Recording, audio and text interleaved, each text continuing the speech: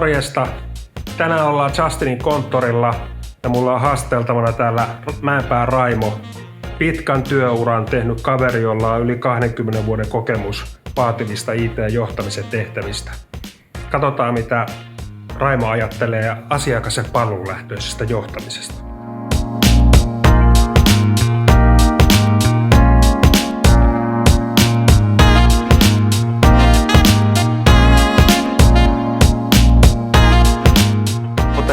Mutta idea Saapahan munkin kässäri. Siinä hoituu tää mun ainut speak. Ja niin kuin kässärinä, että jos tässä on tarkoitus, että me jutellaan, niin se on niin kuin, ei ole luontevaa, että me jutellaan, jos mä esittelen sulle, kuka mä oon.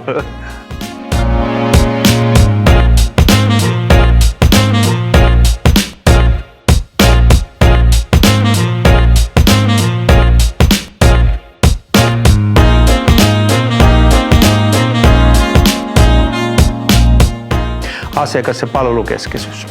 No siinähän on vähän sen niin kuin molemmat jalat, joilla kävellään.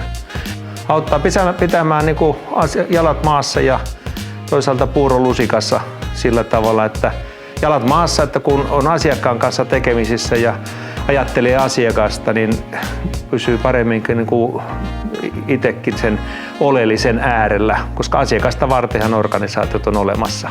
Toisaalta puuro pysyy lusikassa sen takia, että jos sitten asiakkaan kanssa tai kun on asiakkaan kanssa tekemisissä, niin sieltä saa valtavasti hyviä ideoita ja kun kuuntelee oikein tarkkaan, niin voi vähän päätellä, että mitä se asiakas on tekemässä ja sitä kautta pystyy ehkä itsekin tuottamaan niin kuin arvoa sille asiakkaalle paremmin, kun ymmärtää sen asiakkaan elämää ja ongelmia ja haasteita ja tavoitteita, niin pystyy sitten suunnittelemaan sen oman tekemisensä ja toimintansa niin, että on asiakkaalle hyödyllinen.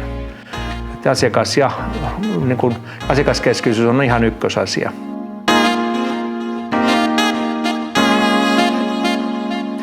Palvelukeskeisyys on toisaalta sitten minulle niin kuin luonnollinen tapa ajatella sitä omaa tekemistä. Se arvohan asiakkaalle syntyy siitä, että hän saa jotain palvelua. Me toimitetaan sille asiakkaalle jotakin, jota palveluksi nimetään, niin se palveluiden kautta, kun jäsentää omaa tekemistään, ne tulee jäsentäneeksi sitten samalla, että mistä se asiakkaalle se arvo syntyy.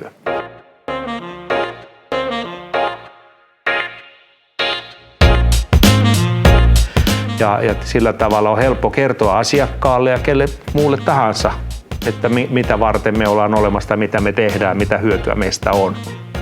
Kun se on jäsennetty se oma tekeminen palveluiksi, niin niitä on myöskin helppo tarkastella niitä palveluita sitten siltä kautta, että no kuka näitä käyttää, onkohan näiden tuottavuus minkälainen, miten nämä kehittyy, miten tämä tarve asiakkailla, tämä olemassa oleva tarve, jota tämä palveluta niin kuin palvelee, niin miten se on muuttumassa. Ja kaksi yhdistää sen asiakkaan ja palvelun, niin eihän siinä sitten paljon muuta tarvitsekaan.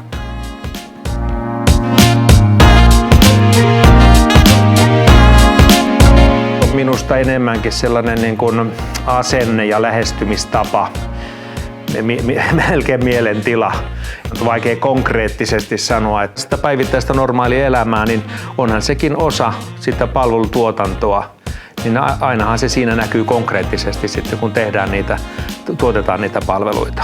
Se tulee sitten vähän joka tilanteessa läpi se asiakas- ja palvelukeskeisyys, että kun suunnitellaan, kun kesä ja kärpäset ja ollaan lomia suunnitellaan esimerkiksi, niin se näkyy siinä, että kun lomalistoja tehdään ja lomia suunnitellaan, niin varmistetaan myöskin se, että kaikkien asiakkaiden kaikki kriittiset palvelut toimii häiriöttä lomakauden yli sillä tavalla, kun niiden asiakkaan kanssa keskustelussa on luvattu, että ne toimii.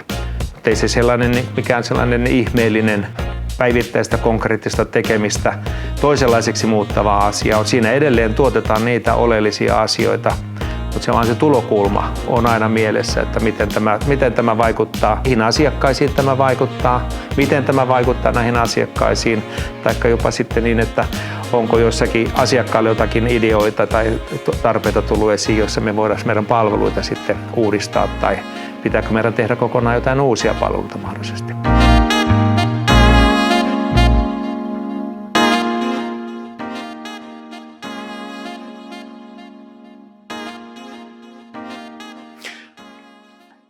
No ehkä sellainen päällimmäisenä ekana tulee mieleen sellainen tilanne, että joutuu priorisoimaan noita resursseja, esimerkiksi palvelukehitystä, kun on useita asiakkaita ja erilaisia ideoita ja tarpeita siellä sitten, ja ne omat kuitenkin ne palvelutuotannon resurssit on väistämättä rajalliset, niin on aika hankala sitten asiakkaiden kesken välillä selitellä sitä ja joutuu selittelemään sitä, että miksi juuri heidän kiistatta suuri ja ymmärrettävä tarpeensa ei kuitenkaan sitten, niin kuin heitä ei palvella sillä tavalla ja sitä ei pystytä toteuttamaan yhtä tai niin nopeasti kuin haluaisi. Sisäisen palveluntuottajan elämässä on sellainen haaste voi olla vielä myöskin sitten, että kun asiakkaat pääsee näkemään palveluntuottajan asioita tarkemmin kuin ehkä tuolla markkinoilla toimiva asiakas näkee kaupallisen palveluntoimittajan asioita, niin siellä saattaa tulla sitten kovaa keskustelua vaikkapa sitten jaettujen resurssien kulujen jaosta, että kuka maksaa mistäkin ja minkäkin verran ja millä perusteella, kun niitä joutuu väistämättä jakamaan niitä kuluja useammalle asiakkaalle samoista palveluista. Ja sellainen niin kuin yleinen ehkä kaikkia palvelutoimittajia koskeva haaste on tietenkin se niin kuin riittävä laaja näkemys ihmisillä, jotka on mukana siinä palvelutuotannossa, että he sitten kaikessa vuorovaikutuksessa asiakkaiden kanssa ja eri sidosryhmien kanssa, että he hahmottavat sen kokonaiskuvan, että mitä tässä ollaan tekemässä, mikä on se palvelu, mikä sen palvelun toimintalogiikka ja kehityslogiikka, miten ne menee. Että tällaisessa perinteisessä, ainakin IT-alueella, tässä resurssikeskeisessä ajattelussa on ehkä helpommin ihmisten hahmottaa, että mä nyt vastaan tästä komponentista, tästä osasta ja voi puhua siitä sitten, jos joku siitä on kiinnostunut. Mutta tässä sitten, kun otetaan näitä pidempiä arvoketjuja ja keskustellaan palveluista ja niiden prosesseista, niin se vaatii vähän laajempaa ymmärrystä ja esimerkiksi sellaiseen niin kuin asiakkaan esittämään kysymykseen tai jopa suoranaiseen vaatimukseen, niin voi joutua vastaamaan vähän pidemmän kaavan kautta tai joskus jopa siirtämään kysymyksen toisaalle, vaikka hyvin tietäisi, olisi ideoita itselläkin, että mitenkä siinä tilanteessa pitää toimia, kun niitä palveluun liittyviä teknisiä asioita esimerkiksi ei voi päättää sillä lailla extempore tuosta ihan yksittäisen asiakkaan toivomuksesta aina. Mutta ei ne ehkä kuitenkaan palvelutuotannossa ne ongelmatilanteet kauhean paljon poikkea siitä, tai eivät tietenkään poikkea siitä, mitä kaikilla muillakin tavoilla asioita lähestyttäessä niin kohdataan, se vaan, että miten niitä kuvataan ja millä tasolla kenenkään kanssa niistä keskustellaan, niin on vähän toisenlainen. Ja tärkeää on niin tunnistaa just se asiakkaan tarve ja se palvelu ja pystyä keskustelemaan niiden tasolla siitä, että mitä on tapahtumassa.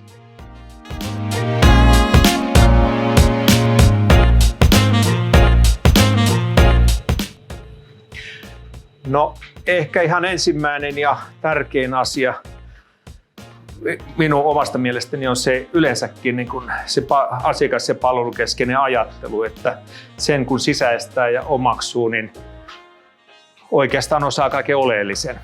Että sitä muuta osaamista, mitä palvelutuotantoon ja tekemiseen tarvitaan, niin tietenkin niihin voi aina perehtyä ja ne muuttuukin, teknologia uudistuu ja tapahtuu sellaista kehitystä, mutta se, että jos sä sen ajatusmallin hahmotat oikein hyvin ja sisäistät sen, että on asiakkaan tarvetta ja niitä palvellaan niillä meidän palveluilla ja miten se kaikki rakentuu sitten kyvykkyyksien päälle, niin osaa sellaisen tai ymmärtää sen perustoimintamallin ja logiikan, niin millä tavalla maailma toimii. Ja siihen on helppo sitten rakentaa lisää sille alueelle, mihin itse niin muuten kokee mielenkiintoa. Sitten on se sitten teknologiaa tai kaupallisia asioita tai asiakastyötä tai mitä haluaakaan. Ja se on kaikkein tärkeintä siinä mielessä mun mielestä ymmärtää ja hahmottaa se asiakas- ja palvelukeskeinen ajattelumalli. Toinen juttu on tietenkin tämä tosiaan tämä niin kuin palvelujen kehittämisen ja palvelun niin kuin rakenteen logiikka, että meillä on siellä teknologiaa ja menetelmiä, prosesseja ja dataa ja ihmisiä ja osaamista, erilaisia kyvykkyyksiä, joihin sitten voidaan, istutaanko tähän vaikka, joihin voidaan sitten kohdentaa sitä huomiota lisää, kun niitä palveluita rakennetaan ja muutetaan ja viedään asiakkaalle, että mihin kohtaan siinä haluaa syventyä. Et tavallaan niin sen ajattelutavan omaksuminen on just se perusta. Et sitä paitsi jos niin kuin ajattelee omaa uraa ja tulevaisuutta, niin jos ymmärtää sen oman tekemisensä palveluina ja silloin juuri pystyy yleensä kertomaan siitä omasta tekemisestä, mitä tekee, miksi tekee, millaista tekee ja sitä kautta pystyy niin kuin viestittämään oman tekemisen sisällöstä ja oleellisuudesta, niin se on erittäin hyvä pohja. Niin kuin kaikkea. Ja jos asiakkaan kanssa tulee juttuun ja pystyy kertomaan siitä, mitä tekee, niin aika mukavalta näyttää tulevaisuus.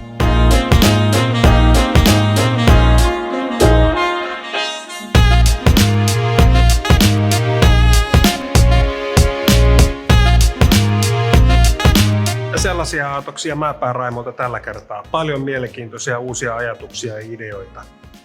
Ensi kerralla taas jotain mielenkiintoista Justinin muotoileva palveluhallinnan videokanavalla. Nähdään pian. Moi moi!